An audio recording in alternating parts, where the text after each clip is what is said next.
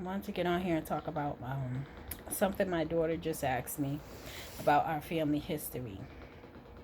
Like I said, I am an FBA, and my family, they did come. Half of my family came on the boat. The other half are Native American, and our Native American side of our family don't acknowledge us as Native American, but it is what it is. Anyway, my daughter, I told that story before. They don't recognize us as Native American or being a part of any tribes, and we can't get our history and all of our stuff, together. So that's whatever it is. But my daughter had came in, and my daughter and my son, they're older, they're adults, but they were asking about their family history. So my daughter was asking about my mom and her shape and stuff like that. And she was asking, saying, why does she have such wide hips, and you know that she's built the way that she's built. And I guess my son was trying to say that you get it from your grandfather's side, and she's like, no, I get it from my mom's side. Well, mom's side. And then I had explained to her, I said, well, you didn't get it from your grandmother, you got it from my grandmother. Because my grandmother, she was, a voluptuous woman, even though she was Native American. She was a full-blooded Blackfoot, but she was a dark-skinned Blackfoot. She looks black. She looked black in the face, but she has the Indian hair and all of that other stuff. But that's what I told her. That's where she gets all her, her lips, and well, not her lips. Her lips come from the black side of our family, but mostly all of her, her shape and stuff like that. And plus, grandma, she was raised down south, and I had explained to her, and my daughter had said, well, I started to explain to her what was going on. And I told her, and she had asked me, well, how many kids did great grandma have? And I told her my grandmother that we know of only had, I think, 4 or 5 kids. And but her mother had about 13, and her stepmother had about I think about 13 kids. And I was explaining to her about back then, because as old as I am, and then my mother, and then my grandmother grew up on a former plantation. She was born in 1902. My grandmother was. So she grew up on a plantation. Not while it was a plant, but it was a former plantation. And her mother and her grandmother, all of them, they were, some of them were slaves, some of them were not, because some of them are Native American.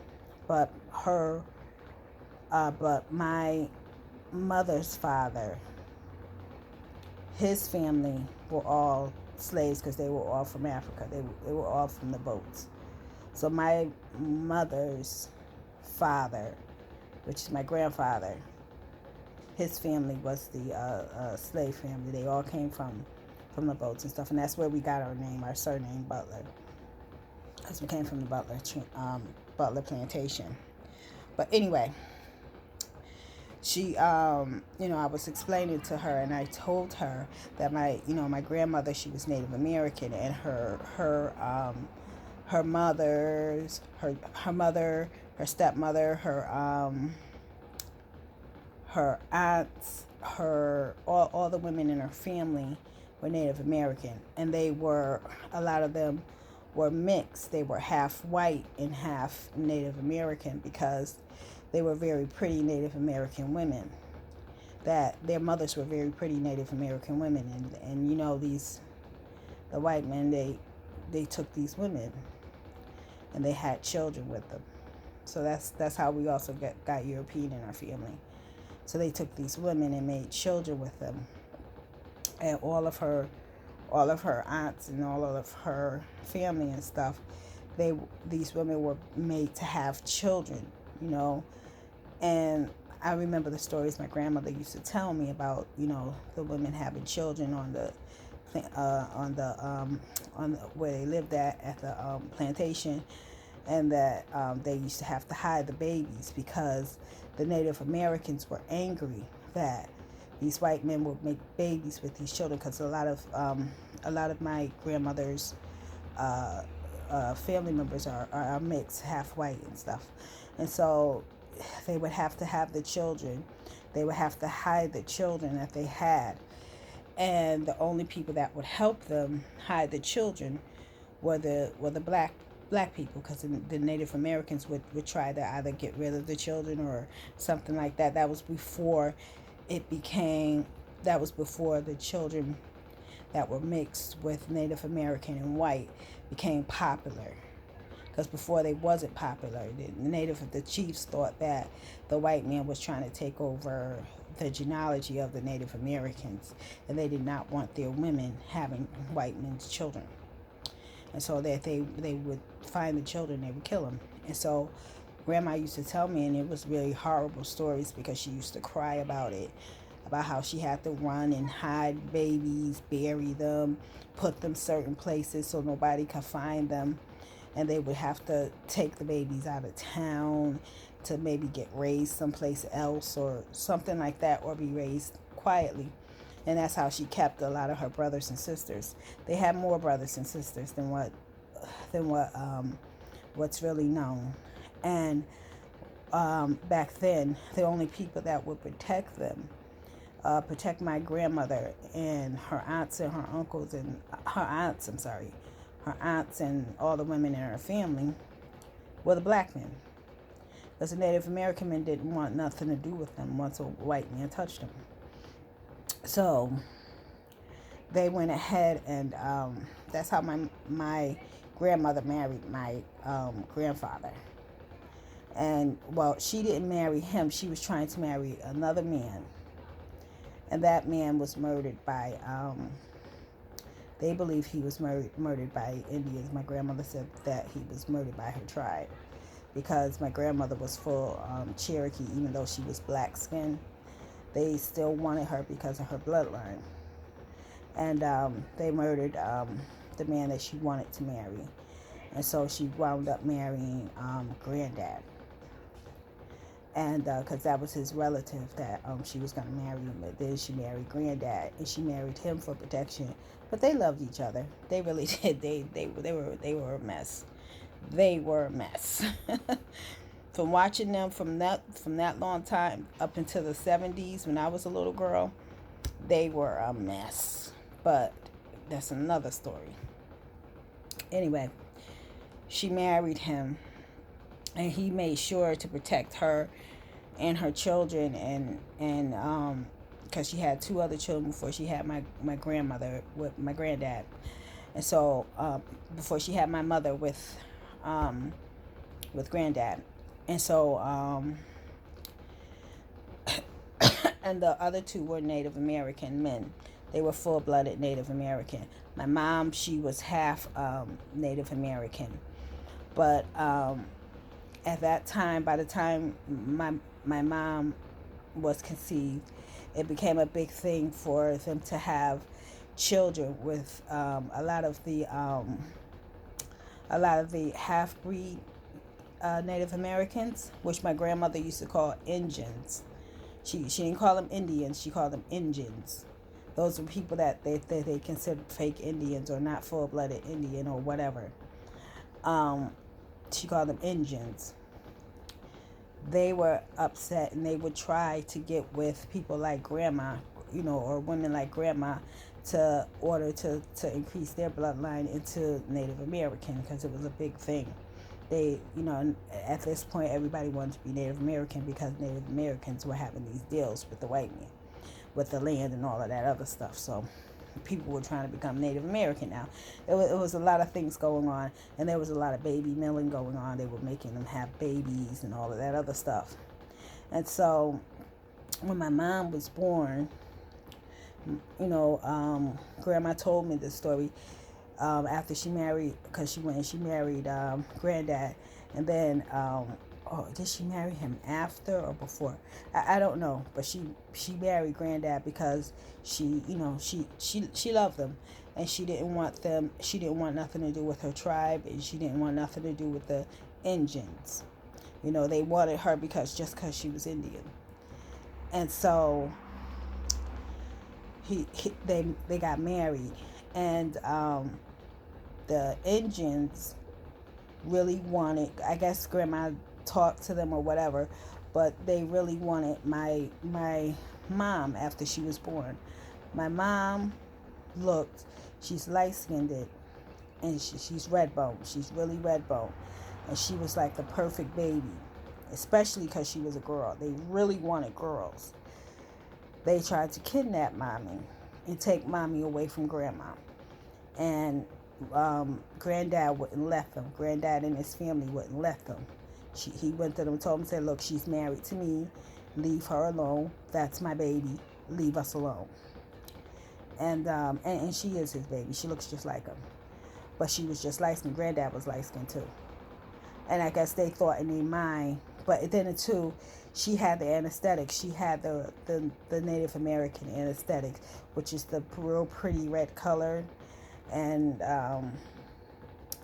she had the real pretty red color and the Indian hair. And so they automatically thought, she's beautiful, she's a beautiful baby. She'll make beautiful babies with us because grandma was mostly Native American, and plus she's also the daughter. We believe she's the daughter of one of the chiefs, a high-ranking chief. We don't have claim to that. Someone else has claim to it, so we don't know about it. So it is whatever it is. But they wanted grandma because of who her father was, grandfather was, and her father. And then plus the fact that mommy looked so like she was Native American, but she's not. She's mixed with granddad, right? And so after they tried to take grandmommy, they tried to kidnap mommy. Grandma, told granddad, and granddad and his family got rid of them, because all the black people back then, they stood together. And Native Americans and black people did fight. Native Americans didn't like the black people that came from the boats because they thought they were a joke. Y'all are being kidnapped and being put in slavery. So they thought black people were a joke, and grandma was disowned because she did not want to be with Native Americans for some reason. But anyway, grandpa went ahead and protected grandma and mommy, and kept their family together, and that's how we came about. But I was telling my daughter, a lot of grandma's relatives that were female were used as baby mills, or either they were used as baby mills or raped, or worded by white and Native American, because it became a big thing that now everybody wanted Native American children, and it was a very, very sad time. And a lot of those children were being either kidnapped, killed, or taken and R-worded to make more children. And that's what they did. That's all the things that they did. They went through a horrible, horrible time, and a lot of things that happened to Native American women is unspeakable. What happened to women were unspeakable at that time. A lot of men were abusive to women at that time because of what the circumstances were. Even now, it's just a big sad thing that went down, and I was explaining that to my daughter, and she was just so down about it after I had told her, these are the types of things that happen within our family and within time and stuff like that. That's why the women were so tough. After that, my grandmother, she became a gangster. She started to, she had to learn how to defend for herself and stuff like that. My grandmother carried a gun. She had to rob people. She had to, they ran moonshine. They had to do stuff to earn money and stuff like that. And my grandmother was tough. She had to do it. She had to fight back because these guys was gonna get rid of her. So that she had no other choice. So that was how my grandmother was back then. And also to provide for her family and stuff. But she couldn't read or write. So, a lot of times she had to do what she had to do. She was a tough old broad. And my mom is nothing like her. My mom is just sweet and gentle and kind. And, she was just a sweet, gentle, shy woman. And she stayed that way up until she was gone. And, just certain opposites.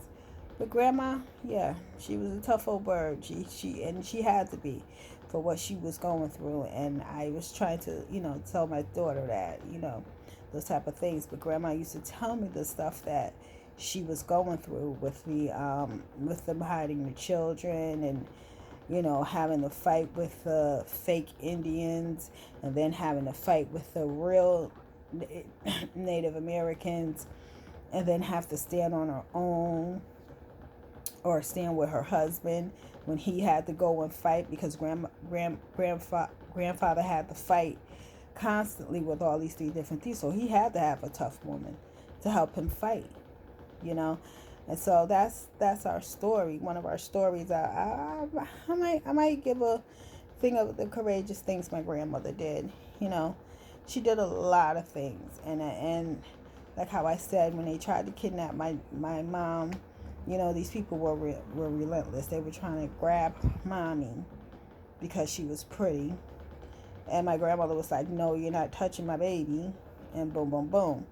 And a lot of times in that era, when my mom was born in 1936, so when in that time and era, the men were ruthless.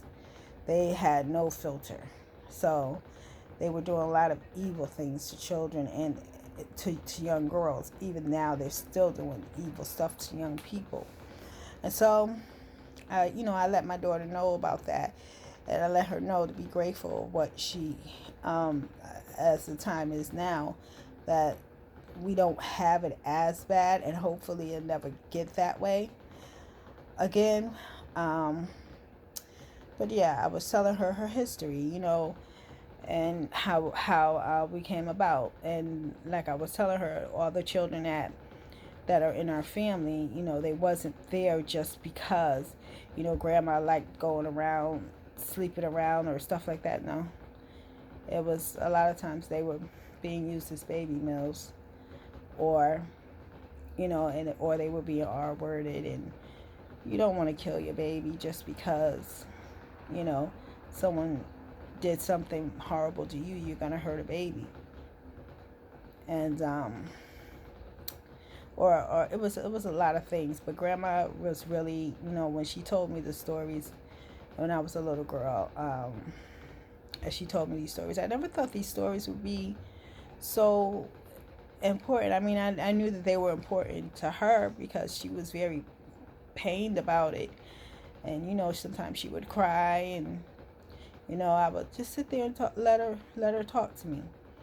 And yeah, so I just went ahead and I was telling my daughter, this is why they had children. It's not because they were beautiful and sexy and all the guys wanted to have them, which is true, but they were having them in such a tragic way and causing them that much pain. Imagine a woman sitting there seeing some people just take her children that she just had, and she's not allowed to even hold them, and they're using them, especially the little girls, to go and make more babies. That's crazy. That's crazy. They treated them like they were not even human. So that's one of our stories. Like I said, my grandmother was very tough. I knew why she was tough, because she had to fight all the time, and if granddad was fighting for her and stuff like that, he had to have a tough girl to keep fighting what he was fighting. He was fighting white men, Indians, fake Indians. other black men, the moonshine guy, the guys they rob people at the railroad stations, and they were living a thug life. And I'm not saying it to be proud or boastful. It's just they were living what they had to do. That's why I try not to judge nobody about anything. They were doing what they had to do, and that's our family story. And I thought I'd just share it.